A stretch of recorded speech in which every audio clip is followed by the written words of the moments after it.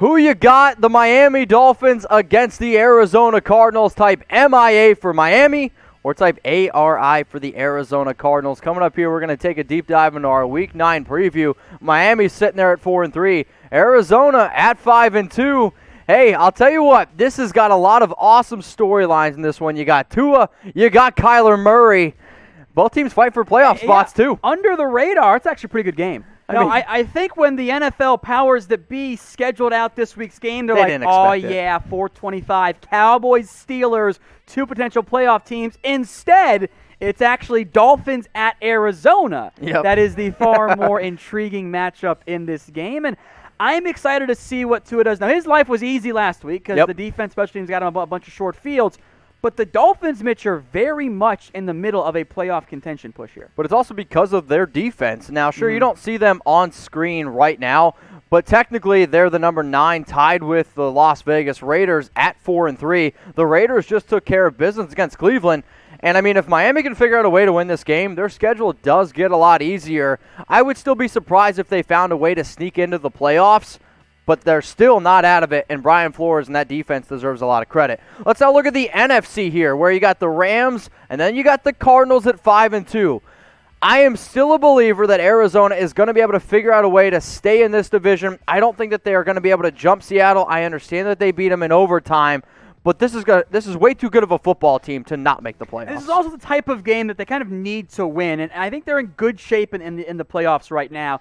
But you don't want to drop a game against the team you think you should beat in Miami. And I will make note, by the way, the Dolphins, Mitch, weird as this might sound, they actually have the best point differential in the division. And it's really not even close. But this one, again, this one goes all the way back, though. Yes, you were able to shut out the Jets, which was like a plus 27. But they also played Seattle very tough. I mean, that was a game they only lost by a few points. And that defense, they've allowed 18.5 points per game. That is the number 1 scoring defense in the NFL. And they whooped San Francisco. Sure, Jimmy G was banged up and it was 30-7 at halftime, but this is a team that's finding ways to win. Tua threw for 93 yards. Their leading receiver last week had 16 receiving yards, and they beat the Rams by 11. Yeah, well, good teams do that. That's what happens when 3 of your possessions are either they already scored or you're like on the 5-yard line. You don't have to throw it at all. It works well. The Dolphins at plus 58. The Cardinals, they're at plus 57. Okay. So I think this is going to be a pretty interesting game. I'm hoping to see a lot of points scored. I know Kyler is going to be aggressive, and I know the offense is going to put up points, but can they put up points against the Miami defense? That,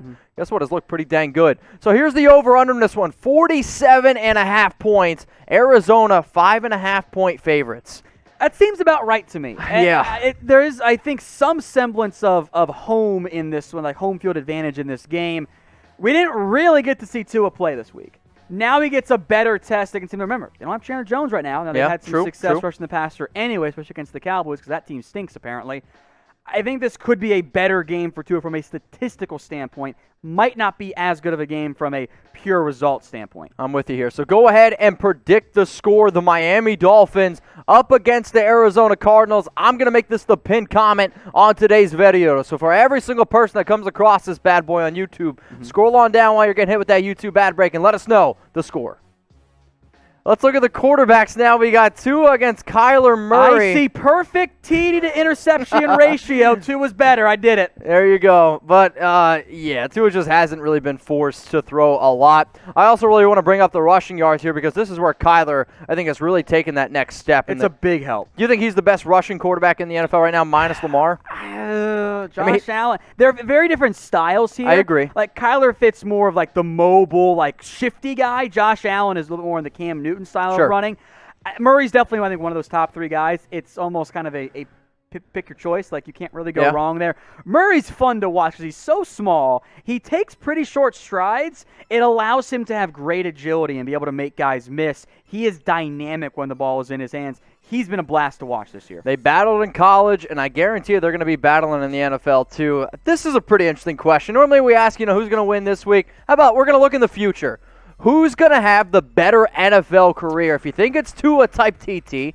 If you think it's going to be Kyler Murray, type KM. I think if you're playing the odds, even though I definitely believe in Tua, because we've seen Kyler Murray play longer and have some sustained success at this point, Kyler Murray might be the better vote if you just want to play the odds. I think I might go Tua, though. All right, let's give some quick shout-outs. Nathan Romero, we got Jake from State Farm, and then Riley Hundley, all going to type their KM. I see new drip season. He's typing his TT for Tua. All right, we do have some news to at least cover here around the Arizona Cardinals. So earlier on Monday, there was a report where 2 players tested positive. We have those players' names. First guy is Devon Kennard, who has 10 tackles this season, 2 sacks, 2 tackles for a loss. Will he be able to go in this one, though? No. It's not going to happen. Also, Byron Murphy was the other player that tested. That's a big loss for them. Huge loss. He had a bit of a rough first season for Arizona. Remember, Patrick Peterson was out a lot. Man, and you know. That defense, though, the way that they're running that defense is very confusing. It's a fun defense. I don't know why they're not playing Isaiah Simmons, but that's beside the point. I mean, it's weird, dude. Byron Murphy was playing well. He had been actually playing like a legitimate starting caliber cornerback, a lot of the nickel there. That is a significant loss for the Arizona Cardinals. That is a significant loss for them, and that definitely helps the Miami Dolphins out in terms of the matchup.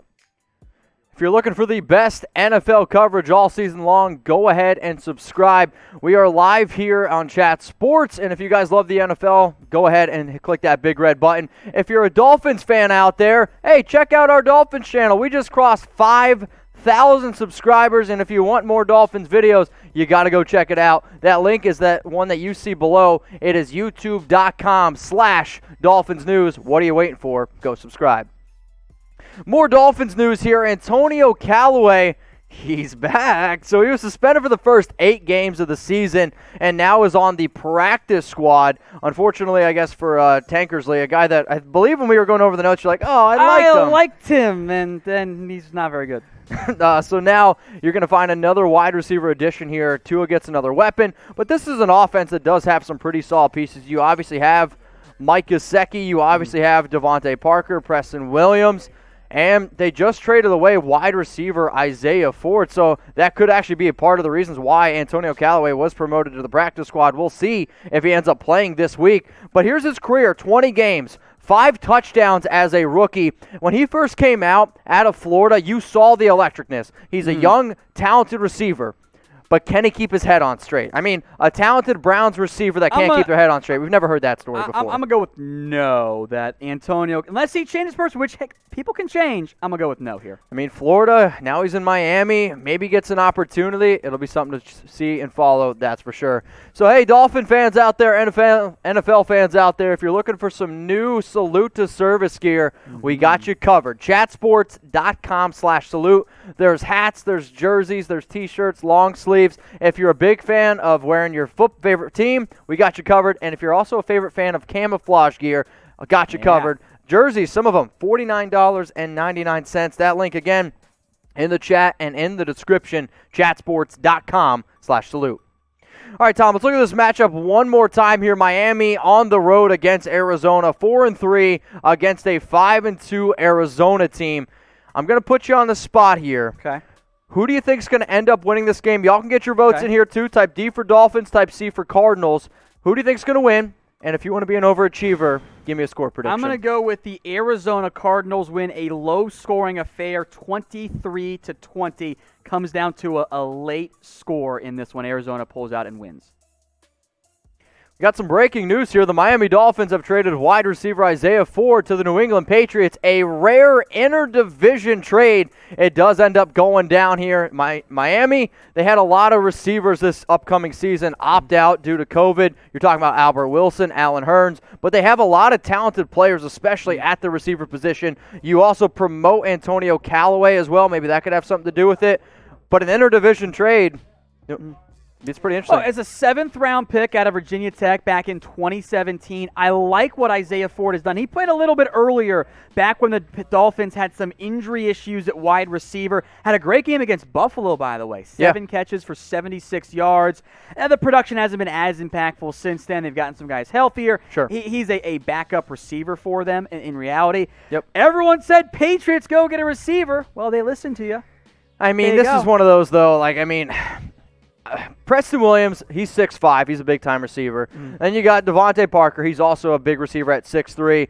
This is a trade. Good size too. This is a trade that made a lot of sense. But Isaiah Ford is also, I understand you see 6'2", 194. He also plays that slot role very, very well. So this could also be something where You see Julian Edelman. He went down with an injury. He's not going to play this week. I'm not saying that Isaiah Ford's going to play that Julian Edelman role, but he is a big-time receiver that can play in the slot. That's something to at least keep in mind. He might start for them, man. Oh, he probably should. You got N'Keal Harry, who's been a bit of a bust. I like Jacoby Myers. Demir Byrd is playing for them. Matthew Slater's been out there, a special teams guy. Yep. They don't have options at receiver. This gives them a little bit of help, and probably is going to be for a mid to late day 3 pick. As of right now, we don't have the trade details. It's probably not going to be expensive here. Yeah, I mean, he was a guy that ran a 4.61, 7th-round pick. Good for him. Maybe we'll be able to see what it ultimately can come down to. But Isaiah Ford, he is now on his way to the New England Patriots. And we did also get some other news for the Dolphins this morning. They promoted Antonio Calloway, a player drafted out of Florida, had a pretty successful rookie season with the Cleveland Browns, had 5 touchdowns, over 500 yards. You saw the electricness, you saw the speed, got into some trouble, and that's why he was suspended the first 8 games. So he's been a bit of a problem child in his NFL, and even dating back to his time in college football. But look, I think this is fine for the Dolphins. It's fine for the Patriots, this particular trade. I'm not going to bank on Antonio Callaway, but I think they're going to utilize more 2 tight end looks with Tua, by the way. I mean, they target them heavily. They just extended one of the guys who traded Adam Shaheen. Yep. Mike Gesicki's still there. Durham Smythe. Yeah, he exists too. He still breathes. I think this is just let's get some more assets for a player that wasn't going to be a key part of our team long term. If you're looking for the latest NFL news and rumors, and if you're also looking for the latest around the Miami Dolphins, go ahead and subscribe. That Dolphins YouTube channel, the link, you see it below, just crossed 5,000 subs. We do videos after every single game. We try to keep at least, 3 to 4 videos a week. The more subscribers we get, and we can continue to keep the show for free, is if we get more subs. So any Dolphin fans out there, go ahead, check out the channel, youtube.com/Dolphins News. They got a big-time game this week against the Cardinals. So should be a fun one here. I'm excited to see what they end up doing. And a team that's going to be really interesting to talk about also in the offseason with the amount of draft picks they have. All right, let's look at Isaiah Ford. He is now on his way to New England.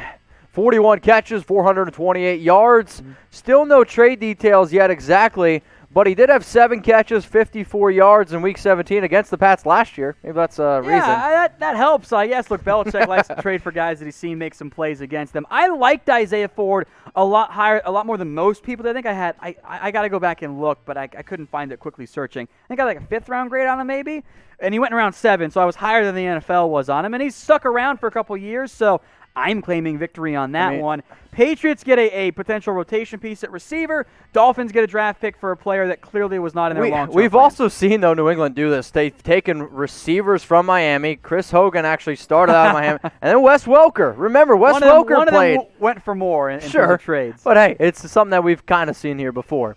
So who you got in this matchup? The Miami Dolphins up against the Arizona Cardinals. You got 4-3 Miami, plus 58-point differential. Then Arizona, plus 57-point differential. Give me an MIA for the Dolphins or type ARI for the Arizona Cardinals.